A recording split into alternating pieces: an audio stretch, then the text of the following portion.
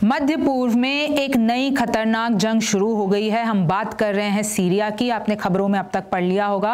और देखिए वहां पर ईरान भी पहुंच चुका है, रशिया यूएस वहां पर पहले ही अड़े हुए हैं। और अब आपको यही जानना है कि कितनी और तबाही आगे जाएगी। आपको पता है कि इजराइल और हिजबुल्लाह के बीच में सीज फायर हो गया है, लेकिन फिर भी वहां से कुछ खबरें आ रही है। लेकिन सीरिया में तो और ज्यादा हालात बिगड़ चुके हैं। वहां पर गृह युद्ध, मैं आपको बता रही हूँ 2011 से जो मामला शुरू था अब वो वापस भड़क रहा है। रिमझिम के 5 पॉइंट्स में आपको यही समझना है कि आखिरकार वहां पर हो क्या रहा है। तो सबसे पहला पॉइंट देखिए साइड में आपको दिख रहा है। सबसे पहला पॉइंट हमारा यही रहने वाला है कि मध्य पूर्व में ये खतरनाक जंग कैसे शुरू हो गई है। दूसरा देखिए कैसे ईरान पहुंच गया है सीरिया और रूस और अमेरिका भी वहां पर अड़े हुए हैं। तीसरा देखिए सीरिया में 2011 के गृह युद्ध में आखिरकार हुआ क्या था, हिस्ट्री क्या है, इस पूरे विवाद की जड़ क्या है। चौथा देख लीजिए कौन है इस्लामिक जिहादी तहरीर अल शाम। ये पूरा विद्रोहियों का गुट है जो वहां पर नए हमले उन्होंने कर दिए हैं और इतना बड़ा शहर, दूसरा सबसे बड़ा शहर सीरिया का एलेप्पो, उसको कब्जा लिया है। पांचवा देखिए कि आखिरकार कौन है सीरिया के राष्ट्रपति बशर अल असद, जिसके खिलाफ इतनी बड़ी मूवमेंट, इतना बड़ा गृह युद्ध और क्यों तख्ता पलट करने की कोशिश की जा रही है और क्यों यूएस, ईरान, पूरा रूस इन सब में शामिल है। रिमझिम के 5 पॉइंट्स में आपको आसान भाषा में कहानी के तौर पर यही समझना है। नमस्ते, मेरा नाम रिमझिम जेठानी है और आप रिमझिम के 5 पॉइंट्स देख रहे हैं। सबसे पहले आप ये नक्शा देखिए, इसमें बीच में जो मैंने सर्किल कर रखा है ये आपको सीरिया दिख रहा होगा, इसके पास में आपको इराक दिखेगा, फिर आपको ईरान दिखेगा, फिर आप देख सकते हैं नीचे की तरफ इजराइल, जॉर्डन, लेबनान, ये सब दिख रहे होंगे। तो आप देख लीजिए कि वर्ल्ड मैप पर कहाँ पर है सीरिया जहाँ की हम बात कर रहे हैं। थोड़ा सा और जूम कर देती हूँ, एक और मैप है मेरे पास, उसमें आपको बेहतर दिखेगा। ये देखिए मैप कि किस तरीके से आपको सीरिया दिख रहा होगा, किस तरीके से आपको जितने भी आसपास इजराइल, लेबनान एकदम सटी हुई है। लेबनान से तो पूरी की पूरी बॉर्डर जो है सटी हुई है। अब आप ये नक्शे को अपने दिमाग में रखिए और अब हम पहला पॉइंट शुरू करते हैं। सबसे पहला पॉइंट हमारा यही रहने वाला है कि मध्य पूर्व में ये कौन सी नई जंग वापस शुरू हो गई। देखिए नई जंग नहीं है, पुरानी ही जंग जो सिविल वॉर थी वो वापस भड़कने लगी है सीरिया में। आप देख सकते हैं, साथ साथ में मैं आपको ग्राफिक्स भी बताती जा रही हूँ। फिर शुरू हो गया है गृह युद्ध और देखिए अलेप्पो शहर यानी दूसरा सबसे बड़ा शहर है सीरिया का। और मैं आपको बता दूं इसकी हिस्टोरिकल सिग्निफिकेंस हजारों साल पहले की है, यानी इसकी इंपॉर्टेंस बहुत ज़्यादा है और उसको विद्रोही गुटों ने, नए विद्रोही गुटों ने कब्जा कर लिया है। अब मैं आपको धीरे धीरे बताती हूँ कि आखिरकार वहाँ पर हो क्या रहा है। 27 नवंबर का वो दिन, बुधवार का दिन, जहाँ पर ये जो नए विद्रोही गुट है वो वहाँ पर एलेप्पो शहर पर अचानक हमला कर देते हैं। अच्छा, क्यों कर देते हैं उसका रीज़न आगे बताऊँगी। हयात तहरीर अल शम HTS, ये एक नया विद्रोही गुट है जिन्होंने वहाँ पर अपना संगठन कई सालों से वो लोग मजबूत कर रहे हैं और उनके साथ कुछ और सहयोगी संगठन भी है। सीरियाई सेना को अपनी पोस्ट से पीछे हटना पड़ा। यानी सीरिया में क्या हो रहा है भाई, वहाँ पर जो सरकार है, असद की सरकार है, प्रेसिडेंट वहाँ पर असद हैं, अब उनके खिलाफ विद्रोही गुट उतर आए हैं। क्यों उतर आए हैं वो भी आगे बताऊंगी। लेकिन इस वक्त ऐसा है कि वहाँ की जो सेना है, सीरिया की जो सेना है, उनके खिलाफ कई सारे विद्रोही गुट उतरे हुए हैं और ये पूरा सिविल वॉर यानी गृह युद्ध चल रहा है। यहाँ तक कि विद्रोही गुट के हमले इतने ज़्यादा थे कि जितने भी सेना के लोग हैं उनको पीछे हटना पड़ा, सैनिकों को, सीरिया के सैनिकों को पीछे हटना पड़ा। आगे देखिए दर्जनों सैनिकों की मौत हो गई है। एयरपोर्ट पर कब्जा कर लिया है विद्रोही गुटों ने, ये HTS आप नाम याद रखिएगा, इसके बारे में भी आगे बताऊंगी। सड़कों पर हवाई फायर हो रही है, सड़कों पर नारे लग रहे हैं अल्लाहू अकबर के। राष्ट्रपति बशर अल असद के खिलाफ 2011 में भी एक गृह युद्ध शुरू हुआ था कि भाई तख्ता पलट करना है। ये जो राष्ट्रपति बने हुए हैं और कई सालों से इनका साल चल रहा है, इनके पिताजी भी पहले प्रेसिडेंट थे, 30 सालों का साल, तो वो अब खत्म करना है। और देखिए 2016 में असद की सेना ने विद्रोहियों को एलेप्पो से खदेड़ दिया था। 2011 की मैं आपको बात बता रही हूँ जब शुरू हुआ पूरा का पूरा गृह युद्ध, और 2016 तक जो वहाँ पर सरकार है यानी जो सीरिया की सरकार है जिसके राष्ट्रपति हैं असद, उनकी जितनी भी सेना थी उन्होंने विद्रोहियों को खदेड़ दिया था, एलेप्पो शहर से बाहर निकाल दिया था। लेकिन 8 साल बाद यहाँ पर वापस विद्रोहियों का कब्जा हो गया है, अचानक से हमले हो गए हैं। दक्षिण में हामा में बड़े विद्रोही, ये पूरे दावे किए जा रहे हैं कि जितने भी विद्रोही गुट हैं सरकार के खिलाफ वो हामा प्रांत की तरफ बढ़ गए हैं। और वहाँ पर असद की मूर्तियाँ भी, एक फोटो दिखा रही हूँ कि किस तरीके से वहाँ के राष्ट्रपति की मूर्तियों को तोड़ा जा रहा है। ईरान के अब्बास अराक्ची भी डेमेस्किस पहुंच चुके हैं, यानी पूरा इन्वॉल्वमेंट है। ईरान का पूरा इन्वॉल्वमेंट है, अमेरिका का पूरा इन्वॉल्वमेंट है और रूस का पूरा इन्वॉल्वमेंट है। वो मैं आगे आपको दूसरे पॉइंट में बताती हूँ कि देखिए कैसे ईरान पहुंचा सीरिया, यूएस रूस भी क्यों अड़े? अब आप ये समझिए कि कौन किसकी तरफ है। तो देखिए, रूस ईरान करते आए हैं सीरियाई सेना की मदद। ईरान और रशिया आपको पता है बहुत ज़्यादा करीब साथी हैं। ये दोनों मिलकर सीरिया की मदद करते आए हैं। भाई ग्राउंड पे तो ईरान मदद करता है हिजबुल्लाह के साथ मिलकर, सीरिया की बात बता रही हूँ, सीरिया सरकार की, यानी असद, राष्ट्रपति असद की जो सरकार है। तो ग्राउंड पे तो ईरान और हिजबुल्लाह साथ देते हैं सीरिया को, और जो हवाई में है, यानी हवाई हमले जितने भी होते हैं, वॉरप्लेन जितने भी, तो वो रशिया साथ देता है। तो आप देख सकते हैं कैसे विद्रोही गुटों के काफिलों और ठिकानों पर हवाई हमले करवाए हैं रशिया ने। और आप देख सकते हैं दावे हैं 300 विद्रोही गुटों के जितने भी लड़ाके हैं उनको मारा जा चुका है, और 300 आम लोगों की भी यहाँ पर हत्या कर दी गई है। रूस और सीरिया की सेना विद्रोहियों को वापस खदेड़ने की तैयारी में है। यानी रूस, ईरान और सीरिया की जो सरकार है, असद सरकार है, वो तीनों मिलकर चाहते हैं कि विद्रोहियों को वापस हम खदेड़ें, वापस जैसे हमने पहले हश्र किया था 2016 में जो किया, 2020 में जो किया, तो वापस क्योंकि आ गए हैं तो इनको वापस खदेड़ना है। और मैं आपको बता दूं उस वक्त तो केमिकल वेपन्स भी इस्तेमाल किए गए थे, तो अभी लग रहा है कि कहीं ये वापस से केमिकल वेपन्स की तैयारी में तो नहीं है असद सरकार। आगे देखिए, विद्रोही गुट के खिलाफ कुर्दिश लड़ाके। अच्छा, सीरिया में आपको यह भी समझना होगा कि सिर्फ ऐसा नहीं है कि एक विद्रोही गुट है और फिर सरकार है, नहीं, तुर्की की तरफ से एक अलग विद्रोही गुट वहां पर बना हुआ है। यूएस एक अलग कुर्दिश लड़ाकों को सपोर्ट करती है। यहां पर यह भी बोला जाता है कि रूस और ईरान की तरफ से पूरा का पूरा, क्योंकि इनको सीरिया सरकार को पूरा का पूरा उनको समर्थन है, तो वहां पर बहुत सारे मिलिटेंट्स ग्रुप हैं, कई सारे विद्रोही गुट हैं जो आपस में, और उनका एक ही मकसद है कि असद सरकार का तख्ता पलट। आगे देखिए, मिलिट्री ऑपरेशंस कमांड, ये पूरा एक नया गुट बनाया गया है इस बार के। भाई 8 साल पहले तो जितनी भी चीज़ें हुई आपने आई एम श्योर पढ़ रखा होगा, लेकिन इस बार जो नया ऑपरेशंस कमांड जो नाम दिया गया है वो मिलिट्री ऑपरेशंस कमांड है। ईरान रूस दूसरे युद्ध में व्यस्त। अच्छा, फायदा उठाया गया। आपको पता है कि रूस और यूक्रेन की जंग चल रही है, आपको पता है कि ईरान और इजराइल के बीच में तनाव है, आपको पता है कि कैसे वहां पर सीरिया में अचानक से क्यों, भाई इधर इजराइल और हिजबुल्लाह का जैसे ही सीज फायर होता है तो वैसे ही फोकस वहां पर शिफ्ट हो जाता है, वैसे ही हमको खबर मिल रही है कि वहां पर हमले हो जाते हैं। तो ये फायदा उठाया जा रहा है। वहां के विद्रोही गुट सोच रहे हैं सीरिया के कि भाई रूस तो वैसे ही यूक्रेन के साथ वहां पर बिजी है, और तो और ईरान भी बिजी है इजराइल के साथ लड़ने के लिए, अमेरिका के साथ पूरा का पूरा अपना तनाव दिखाने के लिए। तो हम इस मौके का फायदा उठाकर यहाँ पर सीरिया में अपने आप को और स्ट्रांग कर देते हैं ताकि रूस और ईरान सीरिया सरकार की मदद ना कर पाए। अब तीसरा देखिए, हम थोड़ा सा इतिहास के पन्नों को पलटते हैं। तीसरा पॉइंट है सीरिया में 2011 में आखिरकार ये गृह युद्ध क्यों शुरू हुआ। तो देखिए इसके कई सारे कारण हैं। अरब क्रांति आई थी, आपको पता होगा 2011 में, उसके साथ ही सीरिया में गृह युद्ध शुरू हो गया था, यानी सिविल वॉर शुरू हो गया था। 10 साल से सत्ता में काबिज थे राष्ट्रपति बशर अल असद, उस टाइम की बात बता रही हूँ 2011 की। भाई 10 साल से उनका राज चल रहा था, और उनसे पहले उनके पिता 30 साल का राज, यानी उनको वहां पर अथॉरिटेरियन पूरा आप देख लीजिए कि कैसे तानाशाह की नज़रों से देखा जाता है। सरकार के खिलाफ विरोध हुआ, जितनी भी प्रो डेमोक्रेटिक फोर्सेज हैं उन्होंने जन्म लिया कि भाई इस सरकार को हमको हटाना है। सरकार के खिलाफ विरोध शुरू हुआ। फ्री सीरियन आर्मी विद्रोही गुट के नाम से एक नया विद्रोही संगठन बनता है, रिबेलियस ग्रुप बनता है। अमेरिका, रूस, ईरान और सऊदी अरब इसमें पूरे शामिल हो गए। भाई सिविल वॉर है इनकी, लेकिन क्योंकि पूरा फॉरेन कंट्रीज को फायदा उठाना था, तो ये चारों के चारों जो पावर्स हैं वो अंदर घुस गए, अमेरिका, रूस, ईरान और सऊदी। और इसमें से आपको पता है रूस, ईरान एक तरफ है यानी सीरिया की तरफ है, और अगर आप देखेंगे अमेरिका, सऊदी अरब, अरब क्रांति के वक्त भी तो वो भी चाह रहे थे कि इसमें भी हमारा इन्वॉल्वमेंट हो। यूएस, तुर्की, सऊदी अरब और यूएई का विद्रोहियों को समर्थन, यानी सरकार के खिलाफ जो भी विरोध हो रहा था, जितने भी विद्रोही गुट थे उन सबका जो उनको समर्थन कर रहा था वो कौन कर रहा था? अमेरिका, तुर्की, सऊदी अरब और यूएई। और इसमें मैं आपको आगे बताऊंगी कि शिया सुन्नी फैक्टर भी है, आपको आराम से समझाऊंगी। आगे देखिए, सीरिया को जमीन पर मिला ईरान और हिजबुल्लाह का साथ, पहले मैं आपको बता चुकी हूँ।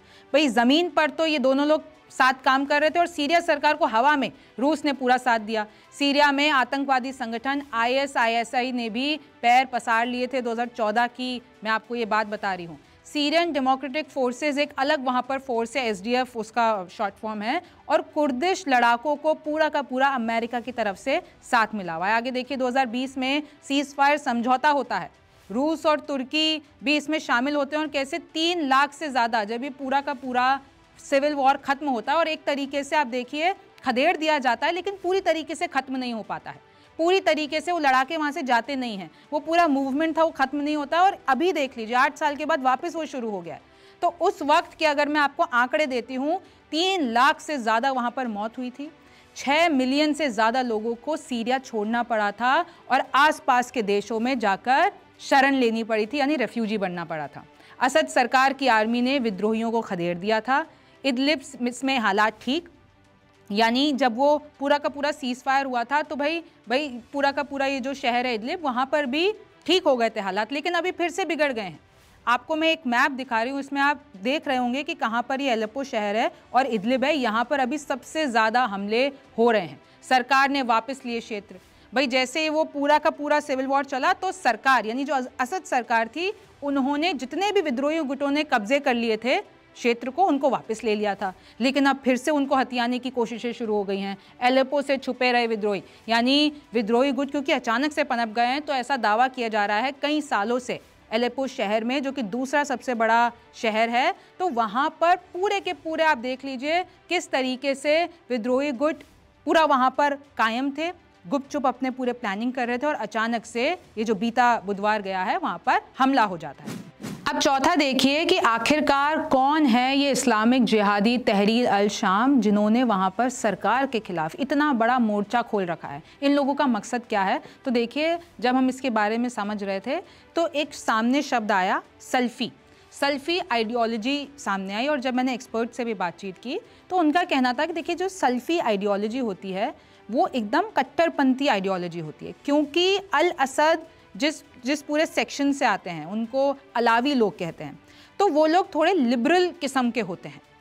तो ये चीज़ उधर जितने भी, चाहे आप ले लीजिए कि जितने भी सीरिया में चाहे सुन्नी मुस्लिम हैं, चाहे शिया की ही कम्युनिटीज़ कुछ ले लीजिए, चाहे फिर आप ईरान की बात कर लीजिए, देखिए शिया बहुल इलाका है, तो उनको इतना लिबरल सोच पसंद नहीं है। तो इसलिए ये जो अल असद पूरा का पूरा ये असद परिवार का इतना लंबे से वहाँ पर शासन चलता हुआ आया है, तो उससे उन लोगों को दिक्कत है। और देखिए अरब क्रांति में ये हुआ, जितने भी ये मैं जो तहरीर अल शाम की बात कर रही हूँ सारे सुन्नी लोग हैं, यानी वो सुन्नी सेक्शन से आते हैं। तो देखिए इन लोगों को ये पूरा का पूरा जो असद परिवार का हमेशा से स्ट्रॉन्ग होल्ड रहा है और कैसे वो लोग सत्ता में हैं, तो इनसे उनको तख्ता पलट करना है, इनसे दिक्कत रही है। हयात तहरीर अल शाम HTS, देखिए फुल फॉर्म और इंग्लिश में मैंने आपके लिए नाम लिखा है। पहले अल कायदा के हिस्से थे लेकिन फिर अलग हो गए। पहले इनको अल नुसरा फ्रंट भी कहा जाता था, लेकिन फिर अल कायदा से ये लोग अलग हो गए। स्थापना इस पूरे गुट की 2011 में हुई। मकसद था सीरिया में इस्लामिक शासन, क्योंकि मैंने आपको बता दिया है कि ये लोग सुन्नी सेक्शन से आते हैं, तो इनका पूरा मकसद है कि भाई इस्लामिक शासन पूरा का पूरा होना चाहिए। और देखिए स्थापक कौन थे? हाशिम अब्बू जाबर अल शेख 2005 से 2011 में जेल में रहे सिविल वॉर के टाइम पे, और फिर अबू मोहम्मद अल जुलानी ने कमान संभाली, यानी इनके बेटे।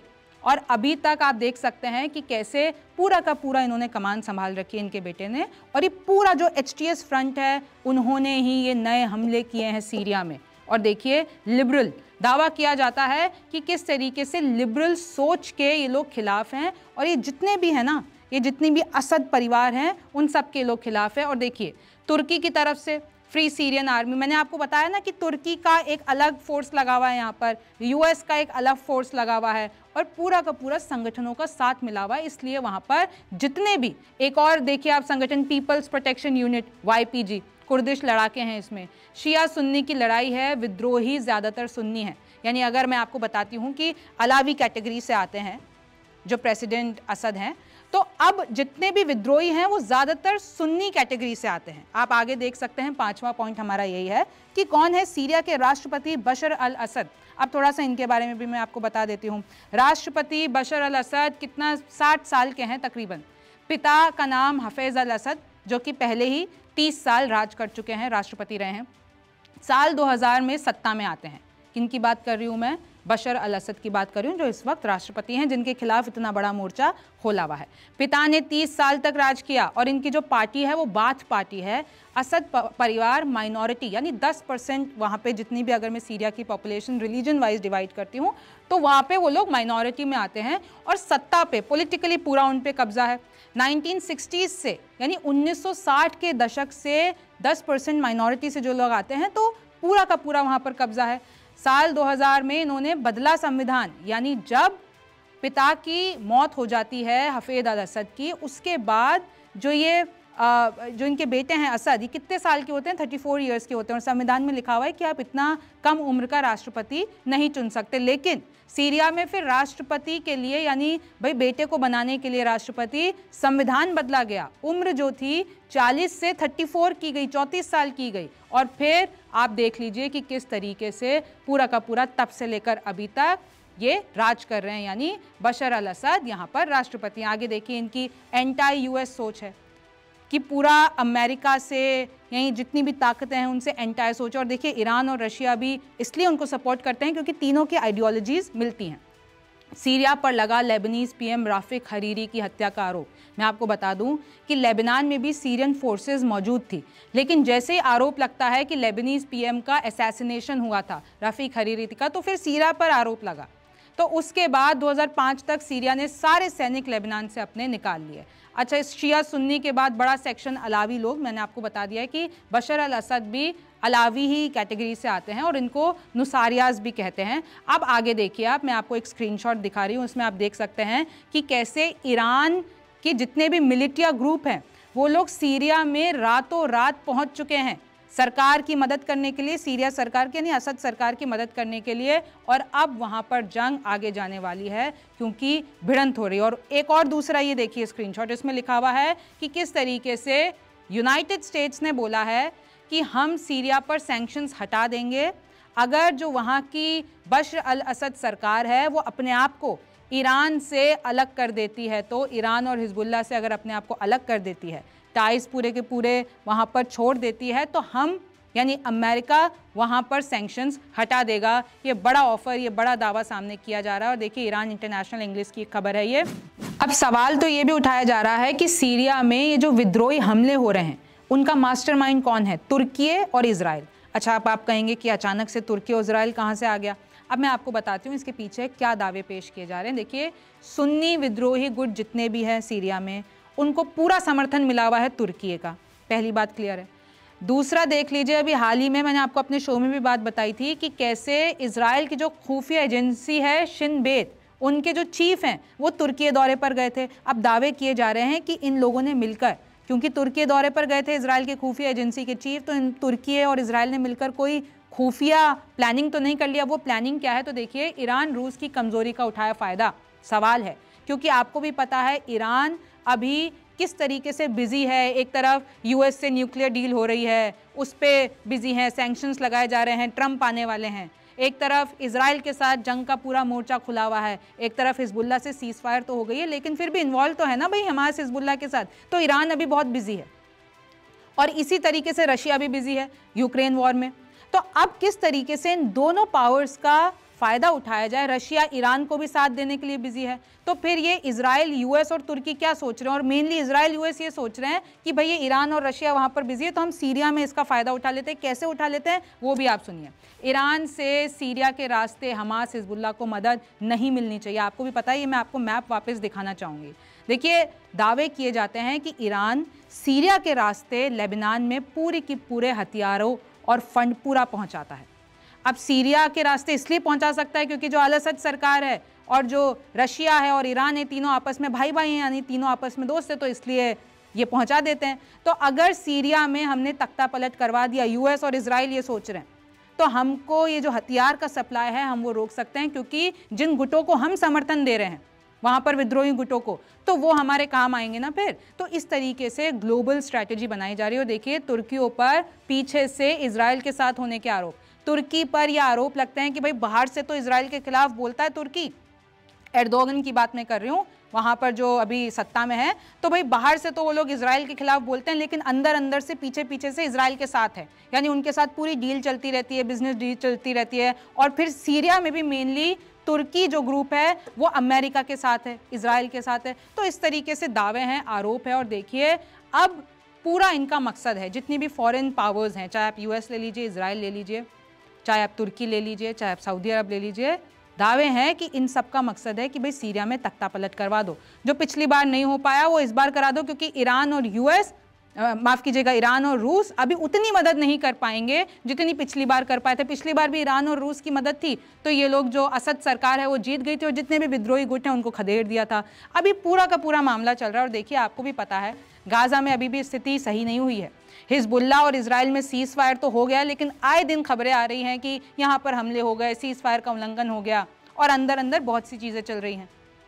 ईरान और इजराइल के बीच में भी अभी क्या बड़ा होने वाला है वो सामने नहीं आया। ट्रंप आने वाले हैं जनवरी में, 20 जनवरी को उनकी ऑफिशियल ताजपोशी होगी। तो अब इन सब के बीच मध्य पूर्व में एक नई जंग का शुरू हो जाना और वापस से फॉरेन जितनी भी कंट्रीज हैं उनका उसमें लग जाना, ये एक बड़ा संदेश है कि आगे मध्य पूर्व में क्या होने वाला है। आप इसके बारे में क्या सोचते हैं मुझे ज़रूर बताइए। आप रिमझिम के 5 पॉइंट्स देख रहे थे, मैं हूँ रिमझिम जेठानी, आपसे फिर मुलाकात होगी।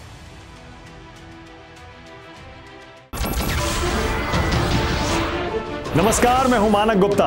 अगर आपको हमारा ये वीडियो पसंद आया हो तो इसे लाइक और शेयर जरूर करें और हाँ, हमें सब्सक्राइब और फॉलो करना ना भूलें ताकि आप देश और दुनिया की कोई खबर मिस ना करें।